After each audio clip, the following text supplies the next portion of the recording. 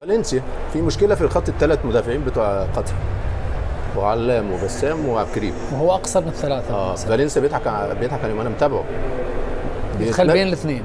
بيتحرك بين الثلاثه كويس قوي. الكره تبقى في الناحيه البعيده وهو بياخد الناحيه العكسيه، وفي العمق هو اسرع منهم واذكى منهم، سبب في ضربه الجزاء وسجل الهدف، ومش عارفين يتعاملوا معاه مع ان الثلاثه ضد واحد.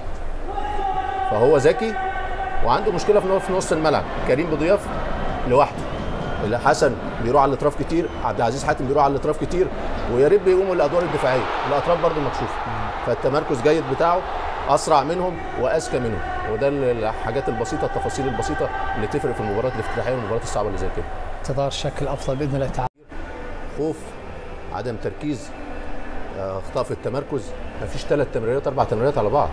دخلنا المباراه بفرصه المعز علي في الدقيقه 50. في الدقيقه 50 تفهم ان انت ربع ساعه 10 دقائق في الاول تبقى خايف، تبقى مش عارف تمرر، انما تقعد 50 دقيقه خايف وانت بطل اسيا. لا، هي دي الفرصه الوحيده اللي اتعملت صح. 4 5 تمريرات قلبت للويدوس، بس المفروض يبقى يتعامل معاها المعز علي افضل من كده. الشوط الثاني لازم يبقى بدون قيود وبدون اخطاء، ونستحوذ على الكوره ونقدر نشكل خطوره او فرص كثيره على منتخب الاكوادور. كاكا، هل تتفق مع من يرى بان نتيجه